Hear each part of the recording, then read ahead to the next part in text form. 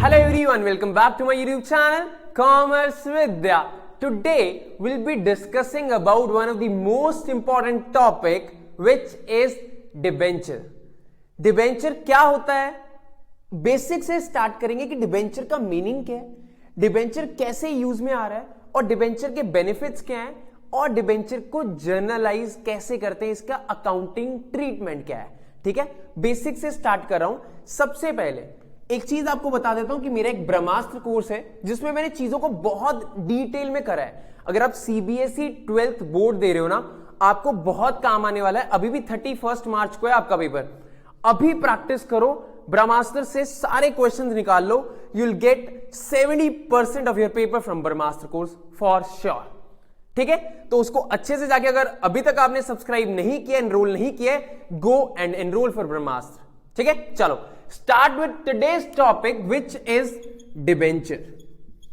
Debenture का meaning क्या है, एक चीज समझ लो. हमने लास्ट टॉपिक किया था शेयर्स के ऊपर, right? What do you mean by share? Share क्या होता है? Share capital, over subscription, then forfeiture, reissue. Debenture is totally linked with share, but the difference is debenture is a kind of document. ये एक ऐसा document है जो कि obligation है, जो कि क्या है, एक ऑब्लिगेशन है. किसके ऊपर? कंपनी के ऊपर. कंपनी के ऊपर एक तरीके की ऑब्लिगेशन है कि अगर मैंने किसी से पैसा लेना है, मान लो आज मेरे को पैसा लेना है, मैंने अपने दोस्तों से मांग लिया, मैंने अपने पैसे यूज कर लिए. ठीक है, सेबी ने अलाउ कर दिया.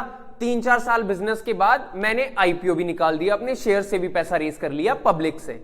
अब पॉइंट ये कि और पैसा चाहिए, मुझे लग रहा है डिबेंचर इशू कर देते हैं. डिबेंचर मतलब एक ऐसा डॉक्यूमेंट ऑनलाइन प्लेटफॉर्म पे दे रहा हूं मैं पब्लिक को और उनसे पैसा ले रहा हूं. ठीक है, उनसे पैसा ले रहा हूं, उसके बदले में मैं उनको क्या दूंगा? इंटरेस्ट. उनको क्या पे करना पड़ेगा? इंटरेस्ट. तो बोलोगे सर लोन पे भी इंटरेस्ट होता है, डिबेंचर पे भी इंटरेस्ट होता है. यस, लोन और debenture one of the same thing मानते हैं हम. लोन बैंक से लेते हैं, डिबेंचर पब्लिक से लेते हैं. डिबेंचर के केस में पैसा पब्लिक से लिया जा रहा है, लोन के केस में पैसा बैंक या फाइनेंशियल इंस्टीट्यूशन से लिया जा रहा है. यहां पे इंटरेस्ट पे करोगे आप. कौन पे करेगा? कंपनी पे करेगी इंटरेस्ट. किसको? डिबेंचर होल्डर, जिसके पास ये डिबेंचर होगा उसको पे करेंगे. अब कैसे होता है डिबेंचर? 100 रुपए का डिबेंचर भी आता है, 10 रुपए का भी आता है, 1000 रुपए का डिबेंचर भी आता है. ये सारे वो डिबेंचर के डिनोमिनेशंस हैं जो मार्केट में हैं. मैंने खरीदना है एक डिबेंचर किसी भी कंपनी का, मैं स्टॉक मार्केट में गया, अपने डीमेट अकाउंट से डिबेंचर को खरीद लिया या बॉन्ड को खरीद लिया. तो वो केस है कि जब कंपनी ने लोन लेना है पब्लिक से, बट वो कह रहे हैं हम इंटरेस्ट पे करेंगे. शेयर्स के केस में इंटरेस्ट नहीं होता. शेयर्स के केस में क्या होता है? डिविडेंड. डिविडेंड पे करते हैं और वो भी आउट ऑफ प्रॉफिट. अगर प्रॉफिट होगा तभी डिविडेंड पे होगा, अगर प्रॉफिट नहीं है तो डिविडेंड भी नहीं दिया जाएगा. बट इस केस में चाहे कंपनी को प्रॉफिट हो चाहे कंपनी को लॉस हो, company has to pay the interest at the specified period of time. देना ही पड़ेगा कंपनी को interest. Are you getting my point? अब रिस्की कौन सा कंपनी के लिए? थोड़ा सोचो, कौन सा रिस्की है कंपनी के लिए? डिबेंचर. डिबेंचर क्यों रिस्की है? क्योंकि कंपनी को अगर प्रॉफिट हो रहा है तो चलो ठीक है, अगर लॉस हो रहा है तब भी इंटरेस्ट पे करना पड़ रहा है. शेयर्स के केस में ऐसा है ही नहीं, इसलिए कंपनीज डिबेंचर भी लेती हैं बट टू सम एक्सटेंट. ठीक है, ये हमारा डिबेंचर की एक इंट्रोडक्शन है छोटी सी. अब सबसे इंपॉर्टेंट टॉपिक जो हमें बहुत बार एमसीक्यू में भी आता है. ठीक है, अच्छे से समझ लेना कि डिबेंचर के टाइप्स क्या हैं, मतलब कि डिबेंचर कितने तरीके का होता है. सबसे पहले बता देता हूं, डिबेंचर का टाइप है सिक्योरिटी पॉइंट ऑफ व्यू से. सिक्योरिटी पॉइंट ऑफ व्यू, अगर आप समझ रहे हो कि सिक्योरिटी के हिसाब से देखना है तो 2 तरीके के डिबेंचर होते हैं. पहला डिबेंचर है सिक्योर्ड डिबेंचर, फिर आ जाता है अनसिक्योर्ड डिबेंचर. ये बहुत बार एमसीक्यू में आता है, इसलिए मैं इस पे परफेक्ट वीडियो बना रहा हूं. इस 12-15 मिनट में आपको अच्छे से डिबेंचर समझ आ जाएगा, फिर इसका मेजर टॉपिक करेंगे. अगर ये बेसिक क्लियर होगा तो आगे जाके हमें वो मेजर टॉपिक समझ में आएगा. ठीक है, फटाफट एक प्रश्न आप लेते हैं. Secured and unsecured debenture. Secured debenture का मतलब होता है वो डिबेंचर जिसके अगेंस्ट कोई भी सिक्योरिटी है।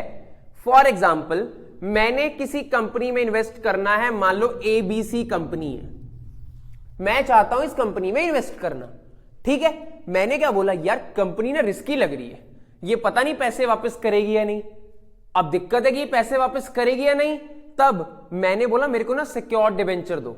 अब कंपनी टेंशन में है। सिक्योर्ड डिबेंचर का मतलब क्या है, पैसे तो मैं आपको दे दूंगा बट आपकी लैंड के बदले में दूंगा, आपकी बिल्डिंग के बदले में दूंगा, आपके फर्नीचर के बदले में दूंगा।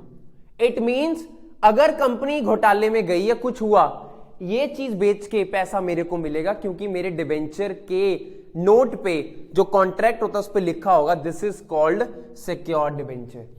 मतलब अगर एक इन्वेस्टर है ए, उसने ABC में पैसा लगा दिया, बोलेगा क्या वो कि आपकी लैंड के बदले में पैसा दे रहा हूं ये सिक्योर्ड डिबेंचर होता है, ठीक है। आगे अनसिक्योर्ड, जिसपे कोई सिक्योरिटी नहीं है, हम समझ के चल रहे कंपनी अच्छी है, पैसा वापस कर ही देगी, यहां पे मैं सिक्योरिटी समझ रहा हूं उसको। आगे सेकंड पॉइंट है redemption point of view. Redemption point of view, redemption का मतलब क्या होता है, वापस करना पैसा। अब पैसा तो ले लिया पब्लिक से, वापस भी तो करना है ना। डिबेंचर में डेट मेंशन होती है, अगर 2023 में आज आपने सेकेंड मार्च 2023 को पैसा ले लिया, कंपनी हूं मैं, पैसा ले लिया पब्लिक से, तो आज ही बताना पड़ेगा वापस कब करना है, 2 साल बाद, 3 साल बाद, 5 साल बाद। So this is very important that you have to specify the date at the time of issue only. आपको अभी बताना है कितने का वापस करोगे, तो ये at the time of redemption में लिखेंगे। एक होते हैं redeemable डिबेंचर, एक होते हैं irredeemable डिबेंचर। अरे सर ये क्या होता है, बिल्कुल बताते हैं। रिडीमेबल डिबेंचर का मतलब जिसको वापस करना है, रिडीम, जैसे क्रेडिट कार्ड के पॉइंट्स होते हैं, रिडीम कर लेते हैं। रिडम्पशन का मतलब पैसा वापस करना। आपने 2023 में पैसा ले लिया, आपको 25 में वापस करना है, 27 में वापस करना है, 29 में वापस करना है, डिपेंड होगा कब वापस कर रहे हो। इसलिए रिडीमेबल का मतलब होता है आपने 5 साल बाद पैसा वापस करना है, 10 साल बाद करना है, वो आज ही लिख दिया जाएगा, वो डिबेंचर्स को बोलते हैं रिडीमेबल।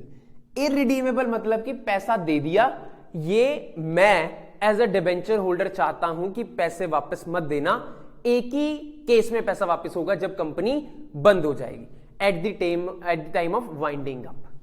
समझे इस बात को, कंपनी के बंद होने के कगार आएंगे, जब कंपनी को लगेगा बर्तन बिक गए हैं तभी वो इसके पैसे वापस करेगी, नहीं तो नहीं। ये पहले ही बता दिया जाता है at the time of issue कि कौन सी कैटेगरी से आप बिलोंग कर रहे हो, रिडीमेबल या इररिडीमेबल। समझना, ये बहुत इंपॉर्टेंट पॉइंट है, रिडीमेबल है या इररिडीमेबल है, सिक्योर्ड है या अनसिक्योर्ड है। इसके बाद हम बात करते हैं कि कन्वर्टिबिलिटी पॉइंट ऑफ व्यू से। Convertibility point of view, convertibility में होते हैं convertible debenture, convertible debenture and non convertible debenture.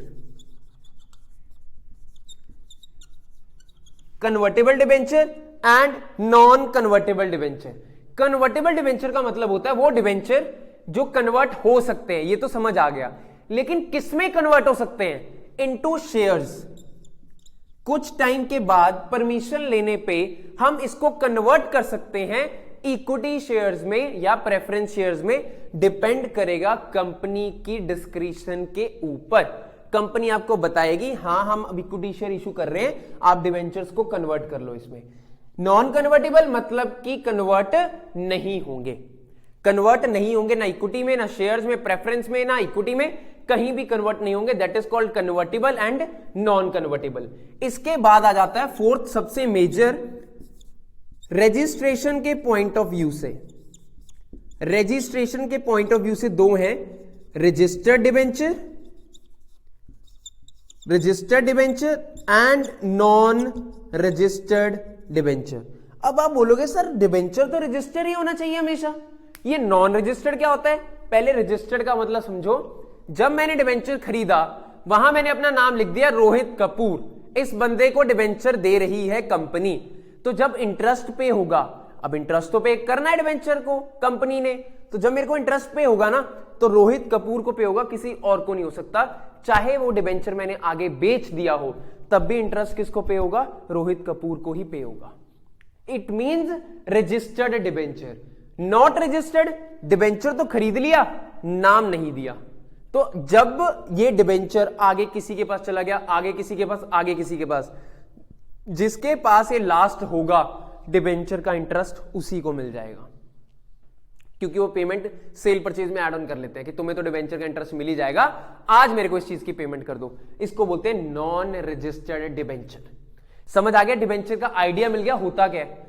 See guys, अगर हमें डिबेंचर का बेस नहीं क्लियर है, we will not be able to manage the cases. बहुत सारे केसेस हैं, डिबेंचर इतने का इशू हो रहा है, इतने का रिडीम हो रहा है, इतने का इशू करके प्रीमियम पे डिस्काउंट राइट ऑफ वाले केसेस करने हैं। इस पे 2 से 3 वीडियो और बनाऊंगा, जिससे आपको एक अच्छे से क्लैरिटी हो जाए। और बार बार बता रहा हूं गाइस, 12 से 15 नंबर का पेपर फॉर श्योर आना है डिबेंचर से। स्किप मत करना चैप्टर को। मैंने पहले बताया था 4 चैप्टर एडमिशन बताया था मैंने आपको, शेयर कैपिटल बताया था, कैश फ्लो बताया था।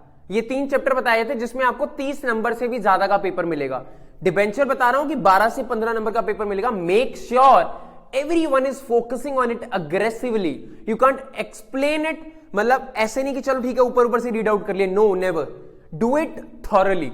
समझो सारे फैक्टर्स कैसे टाइप्स हैं, किस तरीके के हैं, आगे मैं और डिटेल में समझाऊंगा। ठीक है, चल ठीक है, stay connected with commerce Vidya. I will come with a new chapter and with the new topics tomorrow again. Thank you everyone.